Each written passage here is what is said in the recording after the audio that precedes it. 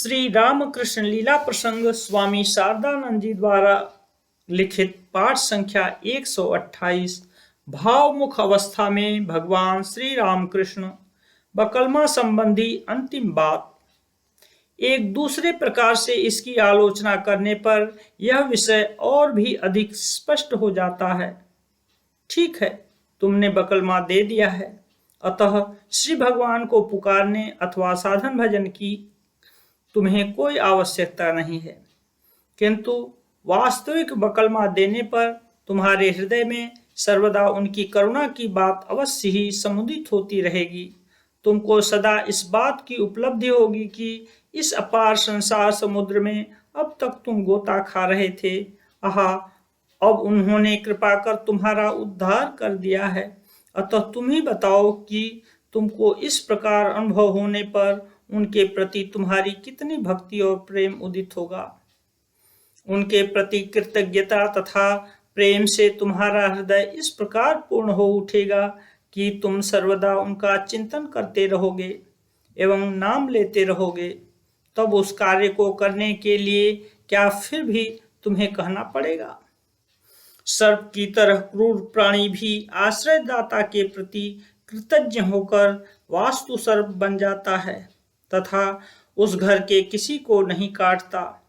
क्या तुम्हारा हृदय उससे भी इतना अधिक नीच है कि जिन्होंने तुम्हारा यह लोक तथा परलोक का भार ग्रहण किया है, उनके प्रति कृतज्ञता एवं प्रेम से वह पूर्ण नहीं हो सका।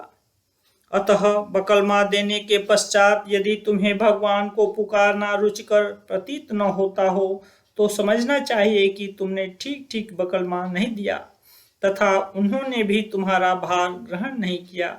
बकलमा दे चुका हूँ कहकर पुनः तुम अपने को धोखा न दो एवं अपापविद्ध निर्दोष निष्कलंक भगवान पर अपनी की हुई दुष्कृति की कालिमा न लगाओ।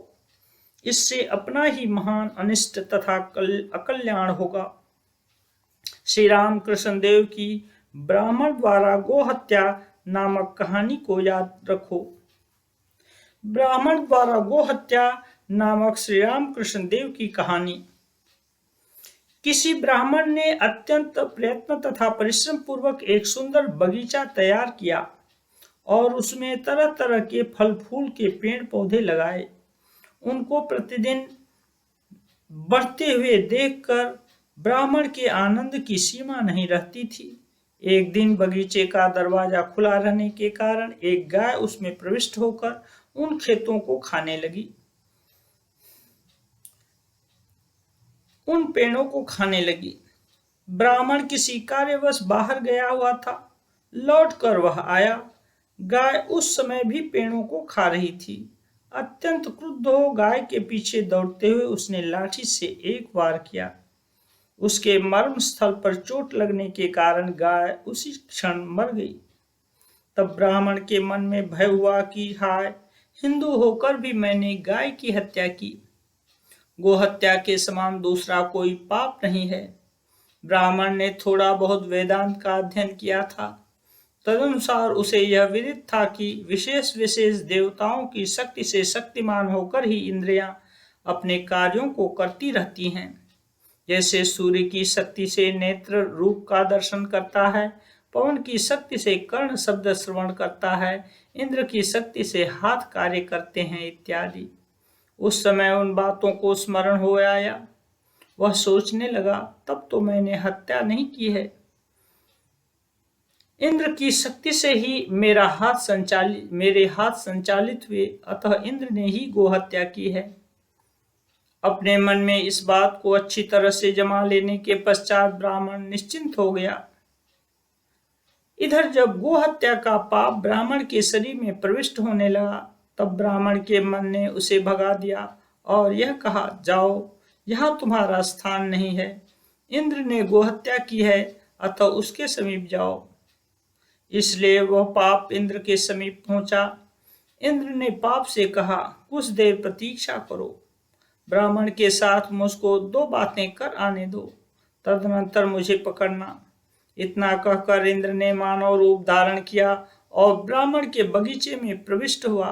देखा कि नजदीक ही ब्राह्मण पेड़ पौधों की देखभाल कर रहा है। उद्यान की शोभा देखकर ब्राह्मण के कान तक पहुंच सके। इस तरह प्रशंसा करते हुए इंद्र ब्राह्मण के समीप गया और कहा, आहा, क्या सुंदर बगीचा है! कितने अच्छी तरह से पेड़ पौधे लगाए गए हैं। जहाँ जिसकी आवश्यकता है ठीक वहीं पर उसे लगाया गया है। इस प्रकार कहते हुए ब्राह्मण के निकट उपस्थित होकर उसने पूछा, महाशय, क्या आप बता सकते हैं यह बगीचा किसका है? इतने सुंदर रूप से किसने इन पेड़ पौधों को लगाया है? बगीचे की प्रशंसा सुनकर आनंद से गदगद हो ब्राह्मण ने कहा, महाराज, यह मेरा बगीचा है। मैंने ही ये पेड़ पौधे लगाए हैं। आइए अच्छी तरह से देखिए ना। और फिर बगीचे के संबंध में नाना प्रकार की बातें करते हुए वह इंद्र को पूरा बगीचा दिखाने लगा। भूल से बाद में वहां भी आया जहां मरी गाय पड़ी थी। इंद्र ने आश्चर्यचकित हो पूछा, राम राम, यह गाय कैसी मरी पड़ी है? किसने इसकी हत्या की है? ब्राह्मण उस समय तक बगीचे की समस्त चीजों के बारे में मैंने किया है कहता जा रहा था, इसलिए गोहत्या किसने की है पूछे जाने पर वह बहुत ही घबरा उठा और एकदम चुप हो गया। तब इंद्र ने अपना स्वरूप धारण कर ब्राह्मण से कहा, कपटी कहीं का, बगीचे में जो कुछ उत्तम है उसे तुमने किया है और केवल गोहत्या ही मैंने की है। क्यों? लो अपने इस गोहत्या के पाप को। यह कहकर इंद्र अदृश्य हो गया और उस पाप ने आकर ब्राह्मण के शरीर पर अपना अधिकार जमा लिया। अस्तु। साधक की मानसिक उन्नति के साथ ही साथ श्री रामकृष्ण देव की उक्तियों का गहरा अर्थबोध। बकलमा की विवेचना के पश्चात अब हम पूर्व प्रसंगानुसार आगे बढ़ते हैं। श्री रामकृष्ण देव के किसी भी भक्त से पूछने पर मुक्त कंठ से इस बात को स्वीकार करेंगे कि उन्हें श्री रामकृष्ण देव की उक्तियों का पहले जो अर्थबोध होता था, अब ज्यों-ज्यों दिन बीतते जा रहे हैं त्यों-त्यों उनकी कृपा से और भी अधिक गहन अर्थ अनुभव हो रहा है। साथ ही श्री रामकृष्ण देव की अनेक उक्तियां जिनका अर्थ उस समय हमें कुछ भी विदित नहीं होता था और जिन्हें विस्मित होकर केवल सुना ही करते थे, उन्हें अब हम अपूर्व अर्थ तथा भाव को समझकर अवाक रह जाते हैं। समय आने पर होगा। श्री रामकृष्ण देव का कहना था, अरे समय आने पर होगा, समय आने पर समझ सकोगे। बीज के लगाते ही क्या फल की प्राप्ति होती है? पहले अंकुर होता है, फिर पौधा, पेड़ और फिर पेड़ के बड़े बड़े होने पर फूल लगते हैं, तब कहीं फल होते हैं। ठीक वैसा ही समझना चाहिए, किंतु लगे रहना आवश्यक है। छोड़ देने से काम न चलेगा। इस गीत में क्या निर्देश है सुनो। इतना कहकर श्री रामकृष्ण देव मधुर कंठ से गाने लगते।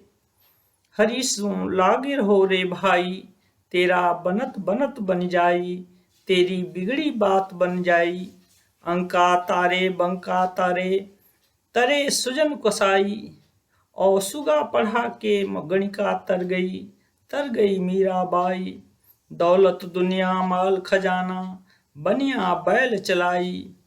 और एक बात का टंटा पड़े तो खोज खबर नहीं पाई। ऐसी भक्ति कर